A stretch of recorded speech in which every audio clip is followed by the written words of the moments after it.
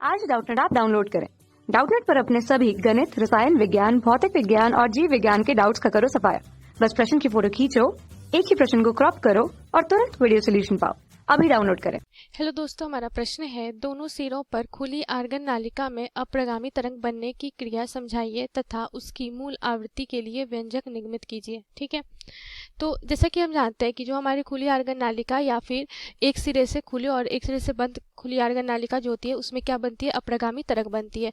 अब हम समझते हैं कि ये अप्रगामी तरंग किस प्रकार से बनती है। ठीक है, तो मान लेते हैं ए बी क्या है, आर्गन नालिका जिसके दोनों किनारे क्या है, खुले हुए हैं और इसकी लंबाई एल है। ठीक है, अब हम देखते हैं कि इसमें अप्रगामी तरंग किस प्रकार से बनते हैं। तो दोनों किनारों पर जो खुली नलियां में क्या होती है कि अप्रगामी तरंग बनने की जो क्रिया होती है वो क्या होती है कि अगर मान लीजिए कि कोई ध्वनि स्रोत से हम एफ आवृत्ति की ध्वनि इसमें भेज रहे हैं। ठीक है, एफ आवृत्ति की ध्वनि हम इस नालिका में, ए बी नालिका में भेज रहे हैं जिसकी लंबाई क्या है, एल है।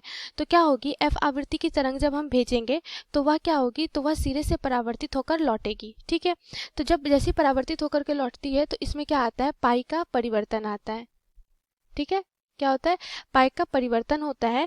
और फिर जब पाई के परिवर्तन का क्या मतलब हुआ कि जो हमारी संपीड़न की जो तरंगिका विरलन बनकर और विरलन की तरंगिका संपीड़न बनकर लौटेगी। ठीक है, अब यह तरंग जब बी सिरे पे पहुंचती है, यहाँ पे, ठीक है, बी सिरे पे पहुंचती है तो वह पुनः उसका परावर्तन हो जाता है। ठीक है, और फिर से इसकी कला में क्या आ जाता है, पाई का परिवर्तन आ जाता है। फिर क्या होगा, एक बार और क्या आएगा, पाई का परिवर्तन।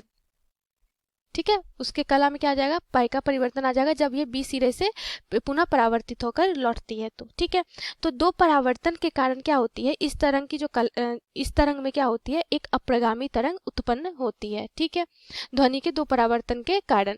तो वह कुछ इस प्रकार से हम अगर बनाएं इसे, तो ये सनादि जो उत्पन्न होती है, ठीक है, कुछ इस प्रकार से ये बनती है। ठीक है, तो ये जो अप्रगामी तरंग होती है, अगर इसके लिए हम, ये क्या होती है, मूल विधा।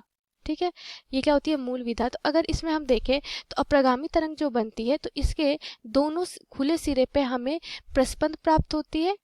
ठीक है, अप्रगामी तरंग बनने के पश्चात, और यहाँ पे हमें एक निस्पंद प्राप्त होता है। ठीक है, अब बोला जा रहा है कि इसकी मूल आवृत्ति के लिए व्यंजक निगमित कीजिए, अर्थात ये मूल विधा के लिए क्या आवृत्ति होगी वो हमें निगमित करना है। तो चूंकि हम जानते हैं कि एक प्रस्पंद से एक निस्पंद की जो बीच की दूरी होती है वो क्या होती है, λ/4 के बराबर, और यहाँ से यहाँ भी क्या हो जाएगा, λ/4 के बराबर। ठीक है, तो यहाँ से एल बराबर हम लिख सकते हैं λ/4 जोड़ λ/4। ठीक है, तो यहाँ से हम क्या लिख देंगे, L बराबर 2 λ/4, ये कितना आ गया, λ/2 के बराबर। ठीक है, तो L बराबर क्या आ गया, यहाँ से λ/2। तो यहाँ से अगर हम लैम्डा निकाले तो ये कितना आ गया, 2L के बराबर। ठीक है, अब चूंकि हम जानते हैं कि जो आवृत्ति होती है, ठीक है, F बराबर ये क्या होती है, v बटा लैम्डा के बराबर, जहाँ पे v क्या है, ध्वनि की चाल है।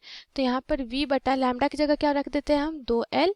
ठीक है, तो यहाँ से इसके लिए मूल आवृत्ति के लिए जो हमारे पास सूत्र आता है F बराबर, वो क्या जाता है, v बटा 2L के बराबर। ठीक है, यही क्या इसकी मूल आवृत्ति, जो मूल विधा में हमने आवृत्ति होती है, मूल आवृत्ति F बराबर कितना आ जाती है, v बटा 2L के बराबर। ठीक है, यही हमें निगमित करना था। धन्यवाद। कक्षा 6 से 12वीं से लेकर नीट, IIT, JEE वो एडवांस के लेवल तक 1 करोड़ से ज्यादा छात्रों का भरोसा। आज ही डाउनलोड करें डाउटनेट ऐप या व्हाट्सएप करें अपने सारे डाउट्स 8400 400 400 पर।